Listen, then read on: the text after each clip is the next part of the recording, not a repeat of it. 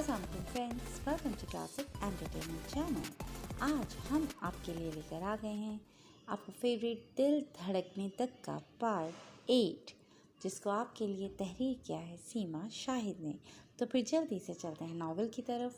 मगर इससे पहले अगर आपने अभी तक हमारे चैनल को सब्सक्राइब नहीं किया तो इसको सब्सक्राइब करें, आइकन बटन दबाएं ताकि हमारी नई और म्यारी वीडियोस आपको सबसे पहले देखने को मिले।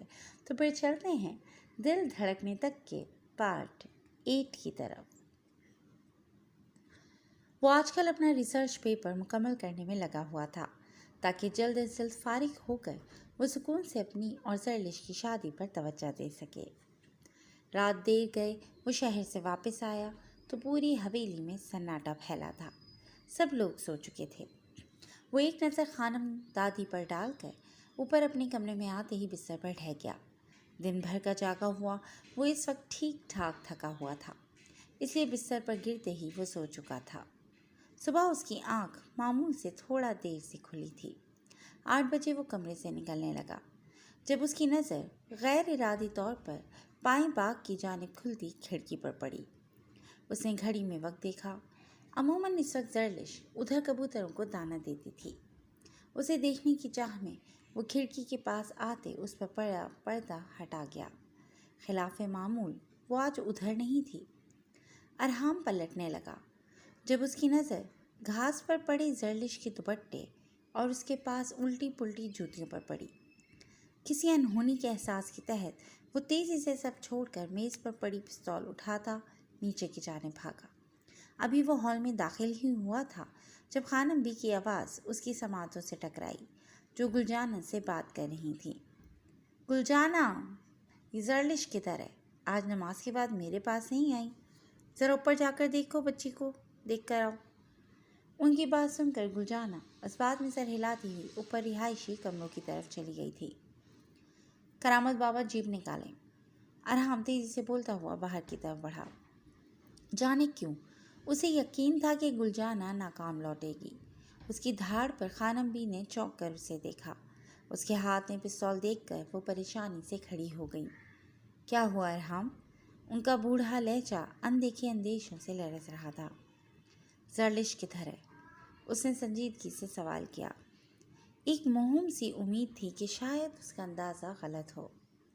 ऊपर होगी, मैंने गुलजाना को भेजा है उसे बुलाने। खानम बी ने संजीदगी से जवाब दिया। फिर उसके हाथ में पकड़ी गन को देखा। ये तमंचा लिए किधर जा रहे हो? उनका लहजा परेशानी से पुर था। कोई मेरी हवेली में घुस कर मेरी हवेली की औरत को उठा कर ले जाए, इतनी हिम्मत किसकी हो सकती है? अरहाम आफंदी के लहजे में चट्टानों की सी सख्ती थी। क्या कह रहे हो अरहाम? खानम बी के चेहरे पर वहशत उतर आई थी। उनके सवाल का जवाब गुलजाना ने दिया। खानम बी, जरलिश बीबी ऊपर नहीं है। हमने पूरी हवेली छान मारा है, वो कहीं भी नहीं है। हवास बाख्ता से गुलजाना दौड़ती हुई नीचे आई। अल्लाह खैर। वो अपने दिल पर हाथ रख कर खड़ी हुई और बाहर जाते अरहाम को रोका। अरहाम सुनो। उनके लहजे में हजार वसवसों ने डेरा डाला था। बाद में खानम बी, अभी मुझे अपनी इज्जत को बचाना है। अरहाम रुका नहीं था। मुझे पता है वो किधर होगी। खानम बी की आवाज़ सुनकर उसके बाहर की तरफ उठते कदम थमे थे। किधर? उसकी बर्फ़ की सी सर्द आवाज़ उभरी। सरदार नबील। वो आगे कुछ कहना चाहती थी पर वो नबील का नाम सुनकर ही तेज़ी से बाहर निकल गया। सामने ही जीप तैयार थी। ड्राइविंग सीट पर करामत बाबा बैठे हुए थे। करामत बाबा, आप हवेली का ख्याल रखें, गाड़ी मैं खुद चलाऊँगा। उसने उन्हें गाड़ी से उतरने का इशारा किया। सरदार, आप सरदार नबील के खुफिया अड्डों से वाकिफ़ नहीं हैं। बैठ जाए, मैं ले चलता हूँ। करामत बाबा की बात सुनकर वो हैरान भी हुआ कि उन्हें कैसे पता कि इसे इधर किधर जाना है। फिर कुछ सोचकर वो उनके साथ आगे की पैसेंजर सीट पर बैठ गया था। सरदार नबील कल इधर हवेली आया था।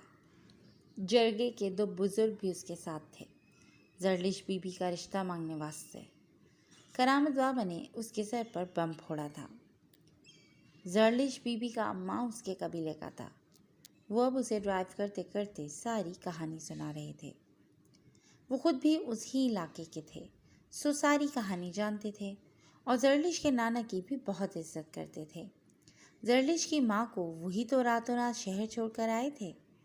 सारी कहानी सुनाते हुए करामत बाबा की बूढ़ी आंखों में नमी उतर आई थी और सरदार अरहाम अफंदी सख्ती से होठों को भींचे उनकी कहानी सुन रहा था।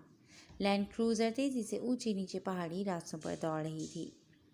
करामत बाबा, अभी और कितना रास्ता बाकी है? अरहाम के लहजे में बेचैनी का अंसर नुमाया था। जरलिश के सरदार नबील के पास होने की खबर ही उसे अंगारों पर लिटा गई थी। बस 10 मिनट, आप तैयारी कर लो, हम भी आपके साथ अंदर चलेगा। कुछ देर बाद वो मंजिल मकसूद पर पहुंच चुके थे। ये पहाड़ के पास ऊंचे लंबे दरख्तों के झुंड में मौजूद एक कुशादा सा मकान था जो धुंध में लिपटा हुआ था। वो एक ऐसे मुकाम पर बना था कि कोई नहीं कह सकता था कि यहाँ कोई मकान भी हो सकता है। करामत बाबा, आप गाड़ी चालू रखें, मैं जरलिश को लेकर आता हूँ, अरहाम गाड़ी से निकलते हुए बोला था। हम साथ। करामत बाबा की बात अधूरी रह गई थी। नहीं, आप इधर ही रुके, हमें फौरी निकलना होगा, मेरा इंतजार करें। वो उन्हें संजीदगी से हिदायत देता अपनी गन संभाल कर एहतियात से इस दरख्तों में छुपे मकान की तरफ बढ़ गया था। वो सोई जागी सी कैफियत में थी। बड़ी मुश्किल के बाद वो अपनी आंखें खोल पाई थी। दिमाग पर एक तारीकी सी छाई हुई थी। कुछ देर गायब दिमागी से वो आंखें खोले छत पर लटकते पंखे को देखती रही। तब अचानक से जैसे जहन के तारीक गोशे जागने शुरू हुए। अब उसकी आंखों में खौफ उभरने लगा था। उसके हवास पूरी तरह से बेदार हो चुके थे। उसे याद आया कि वो हवेली में पाए बाग में थी। जब वो अपने पीछे आहट सुनकर वो पलटी तो 2 नकाब पहने सियापोश दीवार फलांग कर बागीचे में उतरे थे और उन 2 सियापोशों ने उसे कुछ भी सोचने समझने का मौका दिए बगैर बड़ी तेज़ी से उस पर कपड़ा डालकर उसे बेहोश किया था। और अब उसे इस अजनबी आलीशान कमरे में होश आया था। वो तेज़ी से उठकर बैठ गई।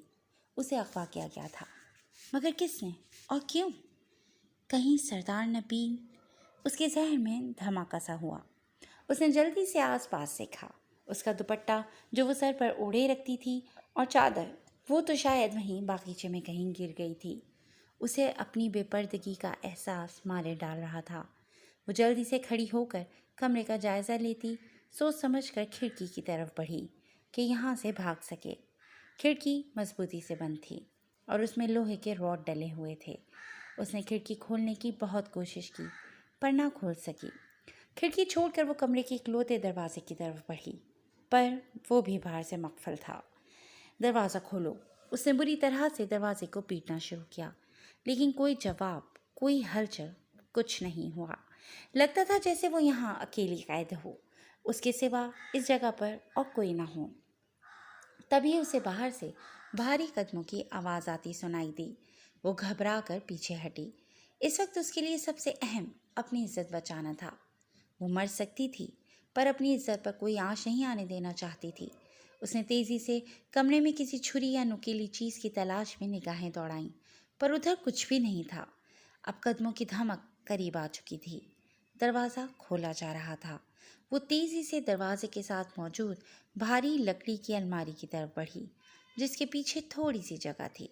वो बड़ी मुश्किल से रगड़ खाती हुई उस जगह अलमारी के पीछे छुप गई। दरवाज़ा खुल चुका था और उसकी तवक्को के ऐन मुताबिक सरदार नबील खान अंदर आया था। वो अब गहरी खोजती निगाहों से पूरे कमरे का जायज़ा ले रहा था। जरलिश! सरदार नबील की भारी आवाज़ कमरे के सुकूत को चीर गई थी। मैं जानता हूँ आप यहीं कहीं छुपी हुई हैं, डरे मत, बाहर आएं। वो नरमी से बोला तो अलमारी के पीछे छुपी जरलिश ने तेज़ी से अपने मुंह पर हाथ रखकर सांस तक रोक लिया था। सरदार नबील अब पागलों की तरह कमरे में उसे बिस्तर के नीचे, वॉशरूम, खिड़की के पर्दों के पीछे ढूंढ रहा था। वो सोच भी नहीं सकता था कि वो नाजुक सी लड़की इस भारी अलमारी के पीछे भी घुसकर छुप सकती है। जरलिश, मेरा दिमाग ख़राब मत करें, वरना आपके हक़ में अच्छा नहीं होगा। वो उसे ढूंढने में नाकाम होकर बुरी तरह झिल्लाया था। तभी उसका बाजू पकड़कर किसी ने उसे अपनी सिम खींचते हुए ایک زوردار گھوسا اس کے منہ پر دے مارا تھا۔ تمہاری اتنی ہمت کیسے ہوئی کہ میرے گھر میں گھس کر میری ہی گھر کی عورت پر بری نظر ڈال سکو؟ ارحام آفندی اس کے سامنے کھڑا اسے شرر بار نگاہوں سے دیکھ رہا تھا۔ تم؟ سردار نبیل نے سنبھل کر اپنے ہونٹوں سے نکلتا خون صاف کیا تھا۔ مجھے یقین نہیں ہو رہا کہ ایک سردار ہو کر تم اتنی گھٹیا حرکت کر سکتے ہو۔ وہ از حد سنجیدہ لہجے میں اسے آئینہ دکھا رہا تھا۔ میرا حق ہے اس پر۔ اس کے الفاظ بیچ میں ہی دم توڑ گئے تھے۔ خاموش! اب اگر ایک لفظ بھی تم نے اس کے لیے اپنے منہ سے نکالا تو میں تمہارا مزید لحاظ نہیں کروں گا۔ ارحام نے پستول اس کی کن پٹی پر رکھتے اسے متنبہ کیا اور پھر چاروں طرف دیکھا۔ زرلش کدھر ہے؟ ارحام نے سرد لہجے میں سوال کیا تھا۔ سردار ارحام، تم نے مجھ پر ہاتھ اٹھا کر اچھا نہیں کیا، اور وہ سالی؟ اس نے زرلش کو گالی دی تو ارحام نے اسے مارنا شروع کر دیا۔ چند ہی منٹوں میں وہ اسے دھنک کر رکھ چکا تھا۔ آئندہ ہمت ہو تو مجھ سے بات کرنا، نہ کہ میری حویلی کی عورتوں سے۔ نیم بے ہوش نبیل کو دھمکی دینے والے انداز میں کہہ کر وہ سیدھا ہوا اور زرلش کی تلاش میں نگاہیں دوڑاتے ہوئے اس کی آنکھوں میں چمک سی ابھری۔ وہ تیزی سے آگے بڑھا اور الماری کے پیچھے دبک کر چھپی ہوئی زرلش کو بازو سے پکڑ کر باہر نکالا۔ تم ٹھیک ہو؟ اس نے لب بھیجتے ہوئے اس کے بنا دوپٹے بنا چادر کے وجود کو دیکھا۔ اس کی آنکھوں میں لہو اتر آیا تھا۔ اپنی نظریں اس کے وجود سے ہٹا کر اس نے اپنی چادر اتار کر اس کی طرف بڑھائی۔ نم آنکھوں اور لرزتے ہاتھوں سے اسے تھامتے زرلش نے فوراً اسے اپنے گرد لپیٹا تھا۔ چادر اوڑھتے ہی اسے ایک تحفظ کا احساس ہوا تھا۔ چلو۔ ایک نظر اس کی نتھلی کے موتی پر ڈال کر ارحام نے زرلش کا ہاتھ اپنی مضبوط گرفت میں لیا اور اس سنسان گھر سے نکل گیا۔ پورے راستے گاڑی میں پچھلی سیٹ پر بیٹھی زرلش کی دبی دبی سسکیاں ڈرائیونگ کرتے سردار ارحام افندی کی تیز سماعتوں سے ٹکراتی رہی تھیں۔ وہ لب سختی سے آپس میں بھیجے خود پر ضبط کرتا ڈرائیو کر رہا تھا۔ وہ جس سچویشن سے گزر کر آئی تھی وہ سمجھ سکتا تھا کہ یہ تو اللہ کا بہت بڑا کرم تھا، احسان تھا کہ وہ کسی بھی قسم کے بڑے نقصان کے ہونے سے پہلے ادھر پہنچ گیا تھا۔ نقصان کا سوچ کر ہی اس کے سر کی ہڈیاں چٹکنے لگی تھیں، آنکھوں میں لہو اتر آیا تھا۔ اگر زرلش کو بحفاظت واپس نہ لانا ہوتا تو وہ اس سردار نبیل کو مار کر ہی وہاں سے نکلتا۔ حویلی پہنچ کر اس نے گاڑی اندر لا کر روکی اور اتر کر کرامت بابا کو اندر جانے کی ہدایت کرتا ہوا خود پیچھے کے دروازے کی طرف آیا اور اسے کھولا۔ زرلش؟ اس نے گٹھری بنی بیٹھی زرلش کو آواز دی، پر وہ ٹس سے مس نہیں ہوئی۔ زرلش؟ اسے تشویش سے دیکھتے ہوئے ارحام نے اس کے کندھے پر ہاتھ رکھا تو وہ ایک سمت کو لڑک گئی۔ ارحام نے تعصب سے اسے دیکھا۔ جن حالات سے وہ گزر کر آئی تھی اس میں ہوش و حواس تو بڑے بڑے کھو دیتے ہیں، یہ تو پھر بھی ایک نازک سی کاج سی لڑکی تھی۔ ارحام نے جھک کر اس کے بے ہوش وجود کو اپنے بازوں میں بھرا اور اندر کی طرف بڑھا جہاں اس کا پہلا سامنا گل جانا سے ہوا۔ خانم بی، چھوٹی بی بی آ گیا ہے، گل جانا نے پہلے تیز آواز میں اندر اطلاع دی اور خود لپک کر سردار ارحام کی طرف آئی۔ یہ ہمارا بی بی کو کیا ہوا ہے؟ وہ تشویش سے زرلش کی بے ہوش وجود کو دیکھ رہی تھی۔ یہ بے ہوش ہو گئی ہیں، آپ جلدی سے ٹھنڈا پانی لے کر کمرے میں آئیں۔ وہ اسے ہدایات دیتا ہوا زرلش کے وجود کو اٹھائے اوپر کی سیڑھیاں چڑھنے لگا تھا۔ اندر زرلش کے کمرے میں پہنچ کر اس نے احتیاط سے زرلش کو بستر پر لٹا کر پاس پڑی چادر اس کے اوپر ڈالی۔ ارحام! پریشان سی خانم بھی اتنے میں اندر پہنچ چکی تھیں۔ پریشان مت ہوں، یہ بالکل ٹھیک ہے، بس ڈر اور خوف سے بے ہوش ہو گئی ہے، کچھ دیر تک ہوش میں آ جائے گی۔ اس نے خانم بی کو تسلی دی۔ یہ ٹھیک تو ہے، وہ لڑکھڑاتی ہوئی زبان میں بولی۔ ان کے لہجے میں انکہے اندیشے تھے تو وہ لمحوں میں ان کی بات کی تہہ تک پہنچا تھا۔ بالکل ٹھیک ہے، کچھ نہیں ہوا اسے۔ وہ اب تفصیل سے پورا واقعہ سنا رہا تھا۔ بہت بہادر لڑکی ہے، اللہ کا شکر ہے۔ خانم بی نے اللہ کا شکر ادا کیا۔ گلجانہ ٹھنڈا پانی اور پھر ارحام کی ہدایت پر اس کا میڈیکل باکس لے آئی تھی۔ زرلش کا چیک اپ کر کے اس نے گلجانہ کو اس کی آستین اوپر کرنے کا اشارہ اور ایک انجیکشن اس کے بازو میں لگا دیا۔ میں نے اسے سکون کا انجیکشن دیا ہے، آپ پریشان نہ ہوں، یہ اب کل صبح ہی اٹھے گی۔ وہ اپنا میڈیکل باکس سمیٹ کر کھڑا ہوا۔ تو کیا یہ کل تک بھوکی پیاسی رہے گی؟ وہ پریشانی سے زرلش کے بے ہوش وجود کو دیکھ رہی تھیں۔ دادی جان، ابھی زرلش کا آرام کرنا ضروری ہے، ورنہ اس کا نروس بریک ڈاؤن بھی ہو سکتا ہے۔ کل جب یہ اٹھے گی تو جتنا مرضی کھلا پلا لیجیے گا۔ وہ انہیں سمجھا بجھا کر کمرے سے نکل گیا تھا کہ اب اسے باہر کے معاملات بھی دیکھنے تھے۔ اتنا تو وہ جانتا تھا کہ ہوش میں آنے کے بعد سردار نبیل خاموش نہیں بیٹھے گا، اسی لیے جگہ بلوا کر اس کا انتظام کرنا ضروری تھا۔ زرلش کو حویلی چھوڑ کر وہ باہر نکل گیا تھا۔ پورے دن بھاگ دوڑ کر کے اور دونوں علاقوں کے بزرگ حضرات سے مل کر کافی حد تک معاملہ سلجھا کر وہ حویلی لوٹا تو رات کے 10 بج رہے تھے۔ پوری حویلی نیم اندھیرے میں ڈوبی ہوئی تھی۔ باہر چوکیداروں کو چوکس رہنے کی ہدایت کر کے اس نے رکھوالی کے کتے کھلوا دیے تھے کہ وہ اب زرلش کی سیفٹی کے بارے میں کوئی رسک لینا نہیں چاہتا تھا۔ وہ تھکا ہارا اندر آیا اور سیدھا خان امبی کے کمرے کی جانب بڑھا، جو حسب توقع تسبیح ہاتھ میں لیے ورد کرتی ہوئی بستر پر نیم دراز اس کا انتظار کر رہی تھیں۔ کچھ دیر ان کے پاس بیٹھ کر وہ اوپر آرام کرنے کی غرض سے اپنے کمرے کی طرف چلا آیا۔ پھر نہ جانے کیا سوچی کہ بس ایک نظر زرلش کو دیکھنے کی خاطر وہ اس کے کمرے کے دروازے پر رکا۔ پھر آہستگی سے اس کا دروازہ کھولا اور چونک گیا۔ وہ سامنے ہی درد کی شدت سے نڈھال اپنا پیر پکڑے بستر سے اتر کر فرش پر بیٹھی ہوئی رونے کا شغل فرما رہی تھی۔ وہ تیزی سے اندر داخل ہوا۔ زرلش، جس کی آنکھ کچھ دیر پہلے ہی کھلی تھی، اس کا ذہن بہت زیادہ بوجھل سا ہو رہا تھا اور حلق میں پیاس کی شدت سے کانٹے سے چبھ رہے تھے۔